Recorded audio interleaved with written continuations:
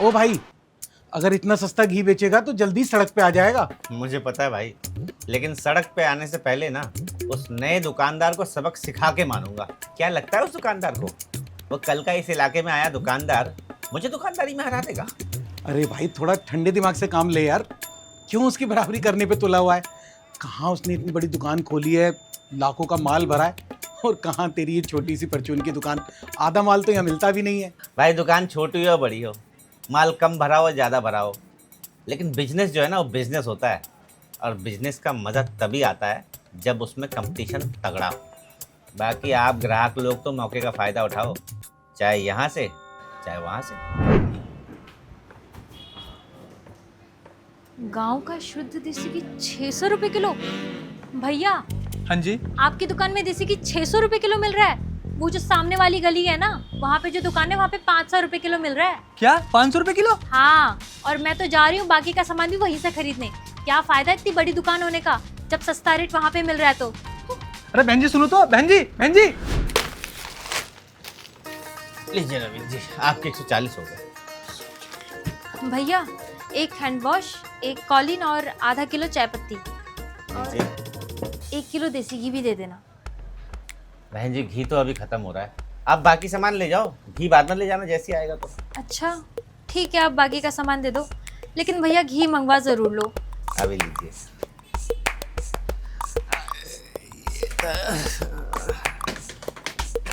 ये लीजिए।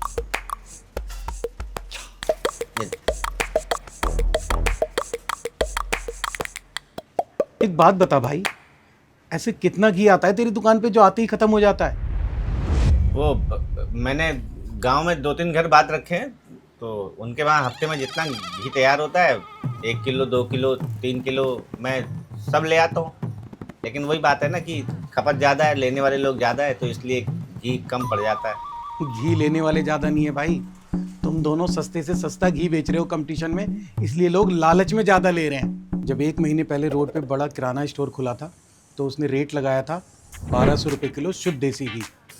अब तू तो घी बेचता नहीं था, तो इसलिए यहाँ के कस्टमर वहाँ जाने लगे और साथ के साथ वहाँ से दूसरा सामान भी खरीदने लगे। उसके बाद तूने घी रखना शुरू करा और रेट लगाया 1100 रुपये किलो। कुछ दिन बाद ही उसने और 100 रुपये रेट घटाकर घी 1000 रुपये किलो कर दिया।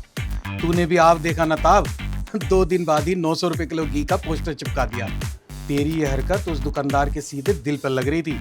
उसने नया रेट रखा 800 रुपए किलो। तूने भी जवाब में सीधा 700 रुपये किलो कर दिया। वो तुझसे बड़ा दुकानदार है, चुप क्यों बैठता? उसने अगला रेट लगाया 600 रुपये किलो घी। अब कम करके दिखा। और भाई पता नहीं तुझमें भी कौन सी सनक है, तूने रेट सीधा 500 रुपये किलो ही कर दिया। भगवान जाने तुम दोनों इतना सस्ता घी बेच रहे हो, क्या बचा रहे होगे, कैसे चल रहा होगा, मेरे तो कुछ पल्ले नहीं पड़ रहा। नवीन जी आप ज़्यादा टेंशन मत लीजिए, जो जैसा चल रहा है ना वैसे चलने दीजिए बस। और ये लीजिए आपके 80 रुपये। वो तो तेरी बात सही है भाई, कहीं ऐसा ना हो कि तेरी दुकान बंद हो जाए और हमें भी मजबूरी में वहीं जाना पड़े। 1 मिनट नवीन जी, क्या लगता है आपको मैं इतना बेवकूफ़ हूँ कि फालतू का घाटा खाकर अपनी दुकान बंद करके घर बैठ जाऊँगा? नहीं, मुझे पता है कि उसकी दुकान मुझसे कहीं ज़्यादा बड़ी है, उसके पास लाखों का माल भरा पड़ा है। मैं उससे सीधी टक्कर कभी नहीं ले पाऊंगा, पर ऐसे ही हार मान के बैठ जाऊं ये भी तो सही नहीं है ना।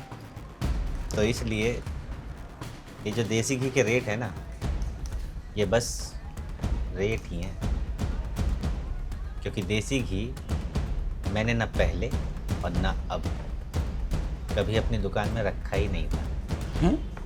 ये सब तो मैं उसे उल्लू बनाने के लिए कर रहा हूँ, और मज़े की बात है कि वो उल्लू बन भी रहा है और रेट कम भी कर रहा है। अच्छा, तभी भाई तेरी दुकान पे कभी घी नहीं मिलता और तू लोगों से आज या कल का बहाना बना देता है। जी नवीन जी। मान गए भाई, गजब दिमाग लगाया तूने, इसे कहते हैं टक्कर की दुकानदारी। सही है, चलता हूँ।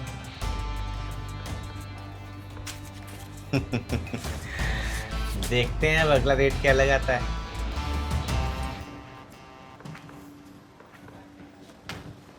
अब कोई कम करके दिखा इससे सस्ता रेट।